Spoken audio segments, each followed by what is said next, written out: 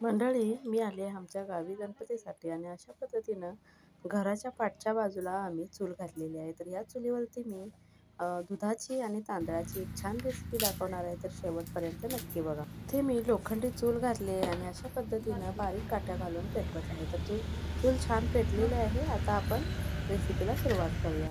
इथे मी एक भांडं घेतलेलं आहे आणि त्यामध्ये एक वाटी तांदूळ घेतलेले आहेत. तर हे तांदूळ आपल्याला भाजून घ्यायचे आहे. अगदी छान असे भाजून घ्यायचे आहे. तर तांदूळ हलक्या हलक्या हाताने भाजून घ्यायचे. थोडेसे लालसर झाल्यानंतर यामध्ये आपल्याला घालायचं आहे अर्धा चमचा तूप. तर हे तूप घालून देखील आपल्याला भाजायचे आहेत.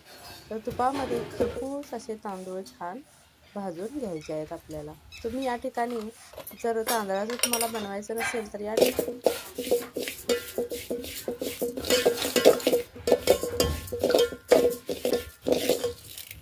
तुम्ही रवा देखील वापरू शकताय.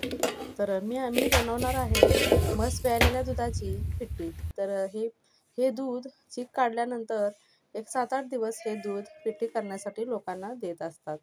तर अशा पद्धतीने हे तांदूळ छान खरपूस असे भाजून घेतले. तुम्ही बघू शकता तांदळांचा कलर अगदी लालसर असा झालेला आहे.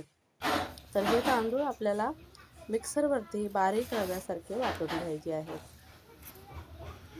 दूध उकळी आली, बघू शकता अगदी छान बारीक असे रव्यासारखे वाटलेत मी आणि अशा पद्धतीनेच हे वाटून घ्यायचे आहे. जर तुम्हाला तांदूळ नको असतील तर या ठिकाणी तुम्ही रवा भाजून देखील वापरू शकताय. त्याची देखील पिठी छान होते.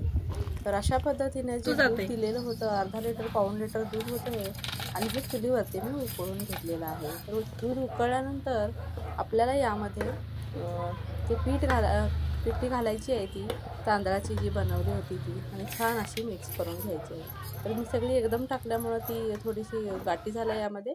तर मी नंतर त्या फोडून घेतल्या गाठी. अशा पद्धतीनं तांदळाची जी पिठी आहे ती छान अशी एक 10 ते 15 मिनिटांसाठी शिजवून घ्यायची आणि शिजल्यानंतर यामध्ये 4 वाट्या साखर आपल्याला टाकायची आहे. साखर तुमच्या आवडीनुसार तुम्ही टाकू शकताय. तर मी इथे वेलची पावडर देखील टाकलेली आहे, पण वेलची पावडर टाकण्याचा व्हिडिओ स्किप झाला. तर वेलची पावडर आणि सुंठ देखील तुम्ही यामध्ये टाकू शकताय.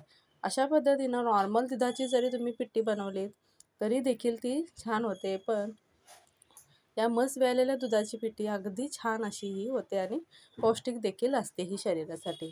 तर अशा प्रकारची पिठी तुम्ही एकदा नक्की करून बघा. व्हिडिओ कसा वाटला मला कमेंट सेक्शनमध्ये नक्की सांगा आणि व्हिडिओ आवडला तर व्हिडिओला एक लाईक नक्की करा.